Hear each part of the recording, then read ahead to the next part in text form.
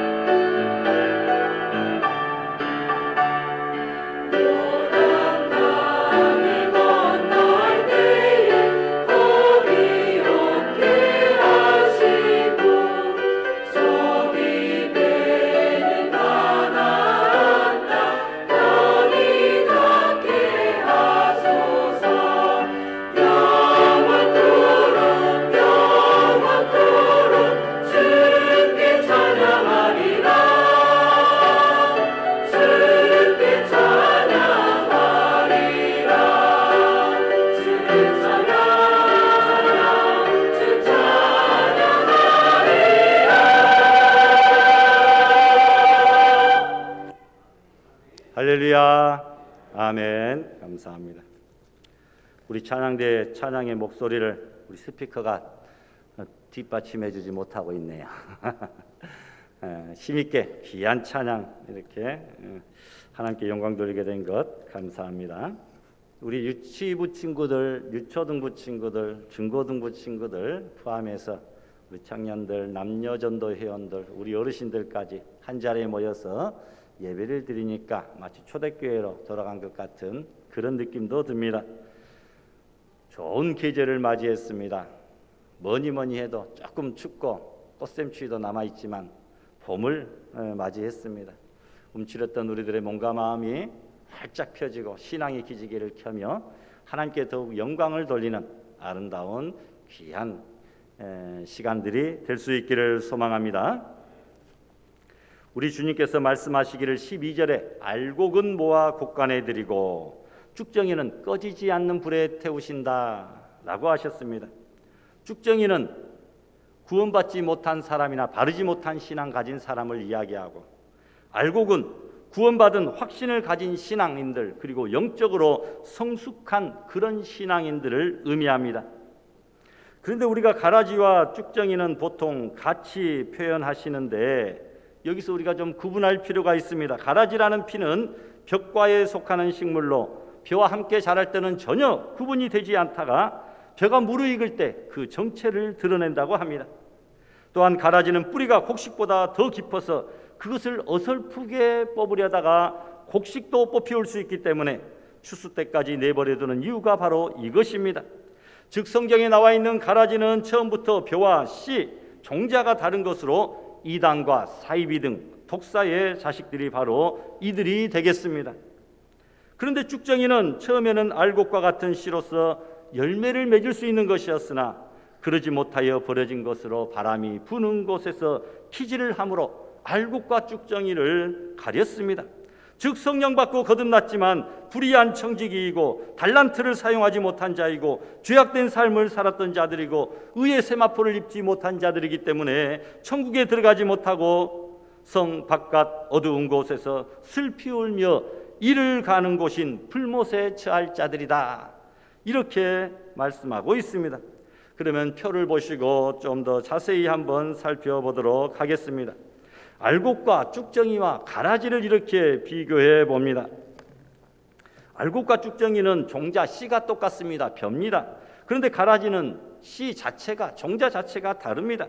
그러니까 가라지는 불신자들, 이단과 사이비들입니다.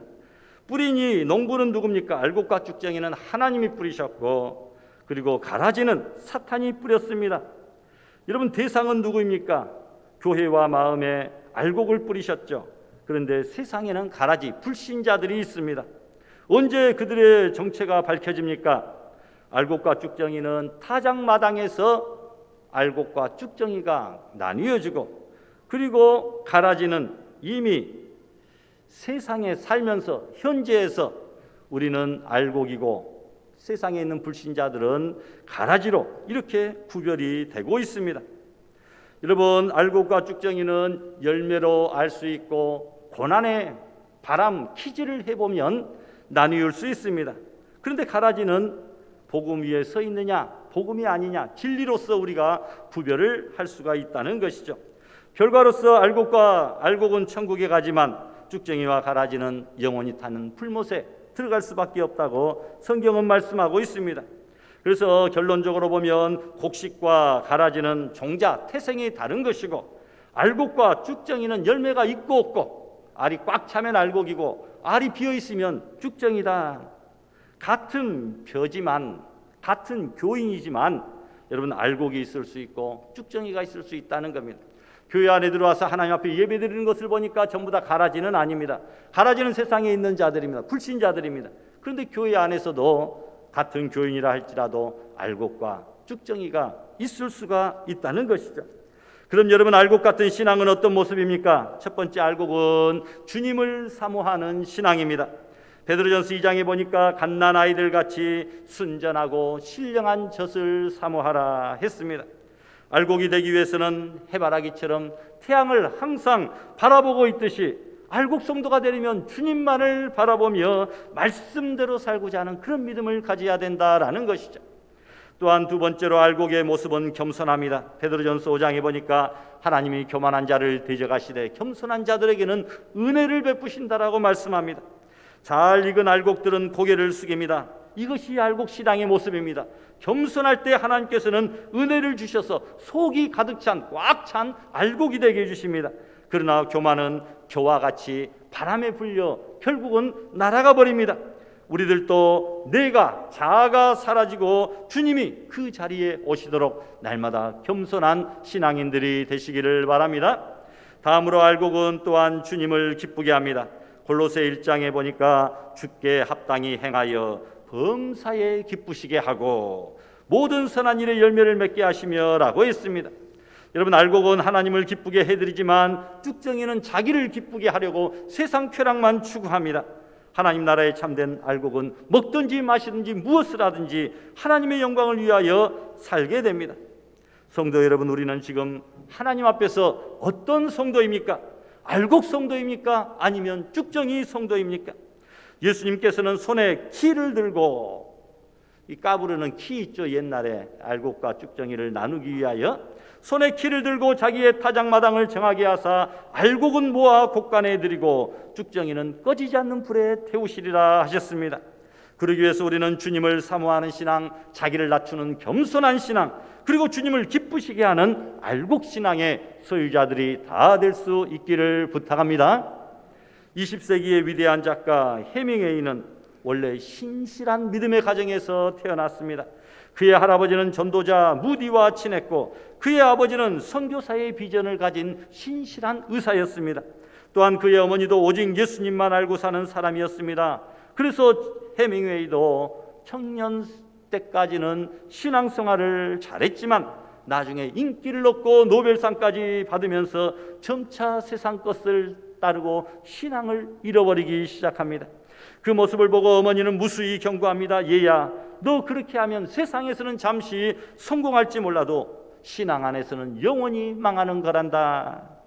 그래도 계속 딴 길로 나가 하나님을 등지고 살다가 결국은 마음의 공허함을 이기지 못하고 아프리카 킬리만자로 산 근처에서 권총으로 자기 머리를 쏴서 자살하고 말았습니다. 그는 죽기 전에 이런 글을 남깁니다. 나는 필라멘트가 끊어진 텅 빈 전구처럼 공허하다. 필라멘트가 끊어진 텅 빈 전구처럼 공허하다. 노벨 문학상까지 받았어도 마음에 하나님이 없으니 공허할 수밖에 더 있겠습니까? 우리의 마음에 하나님으로만 채울 수 있는 믿음의 빈 공간이 있다고 하는 사실을 우리는 알아야 됩니다. 여러분, 신앙생활을 한다고는 하였지만 결국은 쭉정이 믿음이었던 것입니다. 하나님의 마음을 얻지 못하면 아무리 사람의 마음과 인기를 한 몸에 얻는다 할지라도 그 마음의 공허함은 채울 수가 없습니다. 영혼의 빈자리를 메울 수가 없습니다. 우리는 공허한 쭉정이 인생이 아닌 알곡 신앙인이 되시기를 바랍니다. 쭉정이가 아닌 알곡 성도는 어떤 사람입니까? 첫 번째로 알곡 성도는 예수 그리스도가 나의 구주임을 믿는 사람입니다. 5절에 보니까 허다한 백성들이 세례 요한이 하나님이 약속하신 메시아가 아닌가 하여 그에게 나와 죄를 자복하고 세례를 받는 것을 보게 됩니다. 그들은 메시아 그리스도를 마음속에 기다리고 대망하고 있었던 것입니다. 이처럼 마음의 진실로 나를 위해 죽으셨다가 다시 사신 나의 생명의 구주 되신 예수 그리스도가 있어야 알곡이다라는 겁니다. 요한일서 5장에 보니까 아들이 있는 자에게는 생명이 있고 하나님의 아들이 없는 자에게는 생명이 없다. 하나님의 아들을 믿는 믿음이 있어야 알곡이고 하나님의 아들을 믿는 믿음이 없으면 쭉정이다라는 겁니다. 하나님을 믿는다 하면서도 단지 마음의 위안이 필요해서 혹시 착하게 사는 것이 좋아 보여서 혹은 사업상 종교인으로 살아간다고 하면 생명 없는 쭉정이일 뿐입니다. 유명한 전직 대통령의 아들이 어제 뉴스에 보니까 감옥에서 찬송가 소리에 마음의 변화를 받아 주님 앞에 더 가까이 나아가 이제는 출소하고 신학대학원에 진학을 해서 앞으로 목회자가 될 것이다. 이런 뉴스가 나왔더라고요. 목회를 하고자 하는 이유는 세상에 덜 떠내려가기 위하여 목회를 하겠다. 이 목회가 그런 마음을 가지고 목회하면 되겠습니까? 죽어가는 영혼들을 자기 목숨 바쳐 살리고 구원하는 일에 충성하기 위하여 이 목회를 감당해야지, 세상에 좀 덜 떠내려가기 위하여, 덜 휩쓸리기 위하여 목회를 하겠다. 어쩔지 모르겠습니다. 나중에 우리가 그를 위해서 기도해야 될 줄 압니다. 여러분, 두 번째, 예수님 말고는 다른 구원이 없음을 우리는 확신해야 됩니다. 이것이 곧 알곡 성도입니다. 11절에 세례 요한이 말합니다. 나는 너희로 회개하기 위하여 물로 세례를 베풀거니와 내 뒤에 오시는 이는 이라고 나옵니다. 우리가 받는 예수 그리스도의 세례는 예수님을 나의 구주로 시인하고 믿고 내 죄를 씻고 이 땅에서 장사 지내는, 죄를 장사 지내는, 과거의 옛사람을 죽이는 그런 의미의 세례지만, 요한의 세례는 단지 자신의 죄를 깨닫고 나는 죄인임을 인정시키는 그런 세례일 뿐입니다. 즉 너는 죄인이다. 그래서 나를 위해 예비하신 하나님의 어린 양이 아니고는 구원이 불가능하다. 이런 상징적인 의미가 세례 요한의 세례에 들어있습니다. 그래서 세례 요한의 세례는 또다시 예수님의 세례를 여러분 필요로 하고 있다는 것입니다. 여러분, 예수님 말고 다른 구원이 없음을 우리는 알아야 됩니다. 나의 힘으로, 나의 선행으로, 나의 자격으로, 나의 공로로, 물질로 불가능할 뿐만 아니라 내가 구원 얻는데 예수님 말고 또 플러스 알파가 있어서는 안 된다는 것이죠. 즉 예수님 외에 성모 마리아나 초대 교황이라고 하는 베드로나 또 성인 성자 같은 그런 중개자가 필요한다든지 할례나 안식일이나 음식이 구원의 조건이 된다든가 이런 플러스 알파를 생각하면 안 된다는 것이죠. 오직 예수님 한 분만으로 우리는 구원을 얻는다는 것을 믿어야 됩니다. 예수님 믿는다면서도 아직도 구원 얻는 데 있어서 이런 플러스 알파를 원한다면 아직 구원에 이르지 못하고 복음이 무엇인지 깨닫지 못한 사람입니다. 오직 예수님만으로 온전히 구원받는 십자가의 한편 강도와 같이 구원에 다른 조건이 없음을 알고 내 공로, 내 방법, 내 조건 다 던져버리고 예수님의 공로만 의지하는 아름다운 믿음을 소유할 수 있기를 바랍니다. 그래서 다른 이로서는 구원을 받을 수 없다. 천하 사람 중에 구원받을 만한 다른 이름을 우리에게 주신 적이 없다고 사도행전 4장에 말씀하고 있습니다. 세 번째로 알곡신앙은 진실로 하나님께 순복하는 겸손한 사람입니다. 11절에 메시아 되신 예수님은 나보다 능력이 많으시니 나는 그의 신을 들기도 감당하지 못한다. 세례 요한 얼마나 이런 고백을 하니 겸손합니까? 그는 흥하여야 되겠고 나는 쇠하여야 하리라. 예수님만 높이고 자기는 역사에서 사라져버리는 이 세례 요한의 겸손한 믿음입니다. 이 겸손이 알곡 성도의 모습입니다. 벼이삭도 그렇지요. 벼이삭이 처음에 나올 때는 모두 머리를 쳐들고 나오지만 알곡은 날이 갈수록 머리를 숙이게 됩니다. 나 때문에 하나님의 아들 예수 그리스도가 십자가에서 죽으셨는데 어떻게 나 잘난 대로 살 수가 있겠습니까? 예수님만을 위하여 살아야 됩니다. 고린도후서 5장에 보니까 그가 모든 사람을 대신하여 죽으심은 살아있는 자들로 하여금 다시는 그들 자신을 위하여 살지 않고 오직 그들을 대신하여 죽었다가 다시 살아나신 그 예수님을 위하여 살게 하려 함이라고 말씀합니다. 여러분, 겸손은 일부러 낮추는 것이 아니라 말씀에 순종하는 것이 겸손의 시작입니다. 하나님은 겸손한 자에게 은혜를 베풀어 주십니다. 그래서 하나님께 10% 순종하면 10%의 행복을, 50% 순종하면 50%의 행복을, 100% 순종하면 100%의 그 행복을 누릴 수가 있다는 것이죠. 맡긴 만큼 행복을 누리게 됩니다. 여러분, 천국은 어린아이 같지 않으면 들어갈 수 없고 또 어린아이 같은 자가 천국에서 큰 자라고 하지 않았습니까? 천국 곳간에 들어가는 겸손한 알곡 성도들이 되시기를 바랍니다. 네 번째로 알곡 신앙은 죄악을 성령의 불로 태우는 사람입니다. 11절 2절에 보니까 그는 성령과 불로 너희에게 세례를 베푼다. 성령과 불로 너희에게 세례를 베푼다 라고 말씀하죠. 성령 세례와 불세례는 같은 의미인데 성령의 불세례는 죄 가운데 있는 사람이 회개하여 예수님에 대한 참된 믿음을 갖는 것인데 이 불세례라고 하는 것은 마음의 그 죄악을 불로 태우기 때문입니다. 그러므로 성령의 불세례를 받아야 알곡이 됩니다. 누구나 죄를 짓지만 성도가 불신자와 다른 점은 그 죄를 늘 하나님 앞에서 회개하고 성령의 불로 태운다는 차이점이 있습니다. 초대교회 성도들을 보십시오. 성령의 세례가 임하니까 온전한 믿음에 담대한 복음의 증인들이 되지 않습니까? 성령의 타작마당을 통과할 때만이 하나님 나라의 곳간에 들어가는 참된 알곡이 되는 것입니다.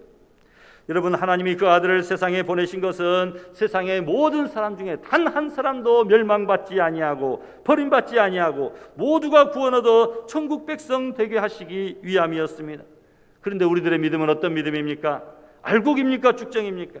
우리 모두 예수님이 나의 구주이심을 믿고 오직 예수님 밖에는 나의 구주가 없음을 온전히 인정하고 진실로 하나님을 순종함으로 겸손하고 하나님 앞에서 성령의 불로 우리의 모든 죄악들을 불태워 거룩한 삶을 살아가 하나님이 기뻐하실 천국의 알곡 곳간에 다 참여하는 귀한 성도들이 될 수 있기를 축원합니다.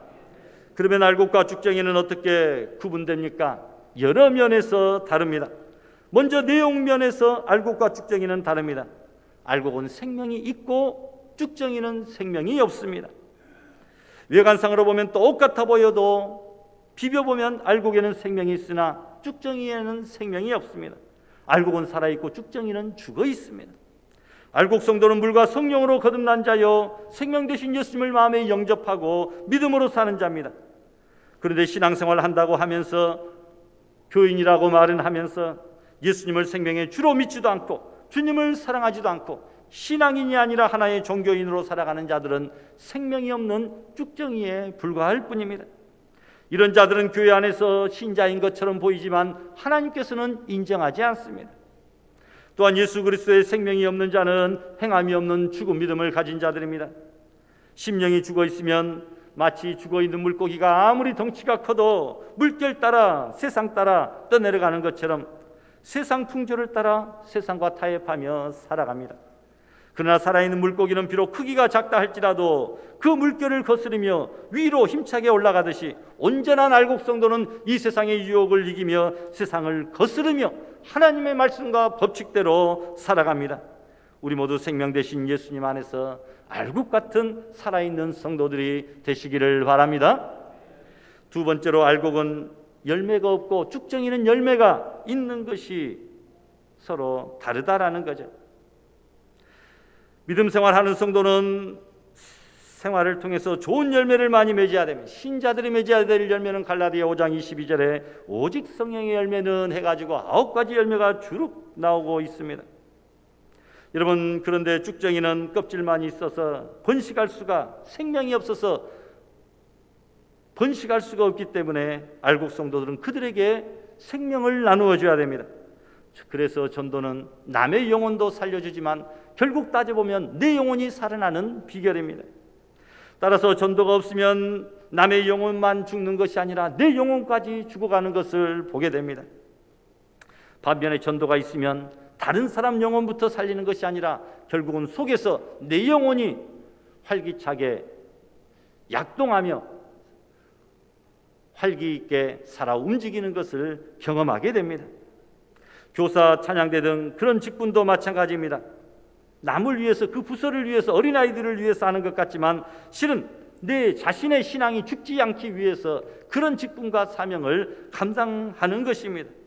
그로 인해서 내 믿음이, 신앙생활이 죽지 아니하고 더욱더 활발하게 움직이며 살아나는 귀한 계기가 된다는 것입니다. 따라서 여러분, 우리 안에 예수님이라고 하는 생명의 씨가 있다는 것, 그것도 귀한 일이지만 그 씨를 다른 죽어가는 껍데기밖에 없는 쭉정이 같은 그런 심령들에게 그 예수님이라고 하는 그 씨를 심는 전도의 일이 가장 고귀한 일이 되는 줄을 믿으시기를 바랍니다. 또한 알곡은 무게가 있고 쭉정이는 무게가 없습니다.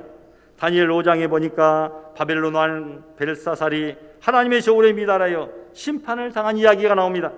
바람에 날려가는 가벼운 쭉정이가 되어서는 안 됩니다. 세상 저울로 달아보면 바벨론 대제국의 왕의 권세와 영화, 물질의 무게가 얼마나 무겁고 존귀하게 보였겠습니까? 그러나 하나님의 저울의 기준은 그것이 아니다라는 겁니다. 세상에 있는 물질명의 권세, 입김으로 불어버리면 날아가 버릴 그렇게 가벼운 것들이라는 거죠. 대신 왕의 죄의 무게, 교만의 무게로 인하여 그 시대가 이미 끝났다고 메네메네 대결 우바르시니라 심판의 저울이 있습니다. 여러분, 하나님의 저울로 달아보면 성도는 아무것도 가진 것 없어도 생명의 근원이요 진리요 보배이신 예수님을 품고 있는 알곡 성도의 무게는 하나님의 기준에 차고도 넘칠 줄로 믿습니다. 그래서 잠언 24장에 보니까 마음에 저울질하시는 이가 어찌 통찰하지 못하시겠느냐, 각 사람의 행위대로 보응하신다고 말씀합니다. 하나님이 저울을 가지시고 각 사람의 행위와 믿음과 마음을 저울질하십니다. 우리 모두 하나님의 저울에 인정받는 자로 복 있는 알곡 성도가 되시기를 바랍니다. 또한 알곡과 쭉정이는 여러분 신앙 형태가 다른 것을 보게 됩니다. 알곡은 겸손히 주님만 의지하지만 쭉정이는 교만하다라는 겁니다. 또한 환난과 시련이 닥쳐올 때 알곡과 쭉정이는 반응이 다르게 나타납니다. 바람이 날려보면 알곡과 쭉정이는 구분이 됩니다. 농부는 추수하여 풍로나 키질을 하면 알곡은 점점 앞으로 모이지만 쭉정이는 바람에 밀려 멀리 날아갑니다. 겉으로 보아서는 구분이 안 되지만 어떻게 구분을 하느냐? 시험과 환난의 바람이 불어오면, 코로나의 그 위기의 바람이 불어오면 알곡 성도들은 끝까지 그 자리에서 믿음을 지키지만 쭉정이 같은 성도들은 바람에 떠밀려 멀리 세상으로 날아가 버리고 만다는 것이죠. 환난과 시련의 이 코로나의 바람 참으로 무서운 것입니다. 우리의 신앙을 분별할 수 있는, 구분할 수 있는, 판단할 수 있는 귀한 인간적인 기준이 될 수도 있기 때문입니다. 책망의 말씀을 들을 때도 알곡 신자는 저 말씀이 내게 하는 말씀이구나 라고 생각하며 회개하고 더 헌신하지만 쭉정이 신자는 불만을 품고 핑계와 변명을 합니다. 또한 가정과 사업과 공동체가 평안할 때는 다 알곡 신자인 것 같지만 예수님 때문에 핍박당하고 손해보고 고난을 당하면 쭉정이 성도들은 멀리 떠나가 버립니다. 그런 알곡과 같은 성도는 환난과 시련이 올 때, 문제가 생길 때 안으로 모이고 교회로 더 가까이 하고 예배와 기도에 더욱더 힘쓰며 헌신하는 모습을 보입니다. 교회도 부흥할 때 나서는 것이 아니라 진정 어려울 때 나서는 사람이 진짜 알곡 성도입니다. 누군가 떠나고 없을 때 그 사람이 이 자리에 이렇게 어려운 때 있었으면 참 좋았을 걸, 이런 생각이 들면 그 떠나간 그 사람은 알곡 성도겠죠. 반면에 그 사람이 떠나가니까 참 후련하다, 이런 반응이 있다고 한다면 그 떠나간 그 사람은 쭉정이일지도 모릅니다. 그런데 여러분, 쭉정이 못지않게 더 불행한 사람이 있을 수가 있습니다. 바로 접살이라고 부르는 쌀애기입니다. 부스러진 쌀알, 알곡 틈에 끼어 있지만 진짜 알곡이 될 수가 없죠. 그 접살로 어떻게 밥을 해 먹겠습니까? 당 모이러 주잖아요. 그렇다고 그들이 쭉정이도 아닙니다. 그처럼 쌀애기 신자들은 반쪽 신앙인들입니다. 축복에는 관심이 있지만 십자가는 지려고 하지 않습니다. 또 남에게 인정받는 봉사는 잘하지만 절대 손해보는 일은, 내 돈 쓰는 일은 하지를 않는다는 것입니다. 그리고 비판과 불평으로 갈등을 일으키고 순수하게 봉사하는 사람들의 마음을 뒤흔듭니다. 어떻게 보면 아예 내놓아버린 쭉정이보다 위선적이고 이중적인 쌀애기가 더 믿음의 알곡 공동체를 힘들게 합니다. 얼마나 불행한 일입니까? 여러분, 우리가 떼어내야 될 암덩어리인 쌀애기는 절대 되지 않게 우리의 믿음이 차든지 뜨겁든지 더욱더 주님만을 가까이 하며 충성하며 하나님과 사람 앞에서도 인정받는 성도들이 되시기를 바랍니다. 마지막으로 알곡과 쭉정이는 결과가 다릅니다. 한편은 믿음의 승리자가 되고 한편은 믿음의 실패자가 됩니다. 이스라엘 백성이 똑같이 애굽에서 나와서 가나안을 향해 나아가지만 도중에 실패한 자들이 얼마나 많습니까? 불신앙으로 우상을 만들고 다시 애굽으로 돌아가자 불평불만하고, 어떤 이들은 불순종으로 여호수아와 갈렙을 제외한 모든 사람들이 광야에서 죽었다는 것입니다. 여러분, 알곡 같은 신앙을 가진 자들은 여호수아와 갈렙처럼 항상 순종하는 자세를 가져야 됩니다. 그래서 결국은 믿음의 승리자가 되어야 됩니다. 광야 생활 다 고생해놓고 가나안 땅에 들어가지 못하는 그런 믿음의 실패자가 되어서는 안 된다는 것입니다. 또한 여러분, 알곡과 쭉정이는 결국에 들어가는 곳이 다릅니다. 오늘 본문 12절에 손에 키를 들고 자기 타작마당을 정하게 하사 알곡은 모아 곡간에 들이고 쭉정이는 꺼지지 않는 불에 태우신다라고 했습니다. 믿음의 승리자들이 들어가는 곳을 성경은 여러 가지로 표현합니다. 아버지 집, 하늘나라, 천국, 하늘번영, 새하늘과 새 땅, 낙원, 썩지 않고 쇠하지 않는 하늘기업, 영광의 나라, 셋째 하늘 등입니다. 그러나 불신앙과 신앙의 실패자들이 들어가는 곳은 어떻게 표현합니까? 음부와 지옥, 둘째 사망, 불과 유황이 타는 곳, 영원한 불못, 무적행 등으로 표현하고 있습니다. 우리 모두 주님의 발자취를 따르다가 주님이 가신 그곳 천국에 들어가는 복된 성도들이 되시기를 바랍니다. 바라기는 우리 모두 코로나와 사탄의 무서운 환난과 시련 속에서도 믿음을 잃지 아니하고 열매 맺는 알곡 성도가 되어서 가라지와 쭉정이가 들어가는 영원한 불못이 아닌 천국에서 영원히 하나님과 함께 다스리며 왕노릇하는 자로 상급과 멸관을 다 받아 누리는 믿음의 성도들이 다 되시기를 주님의 이름으로 축원합니다.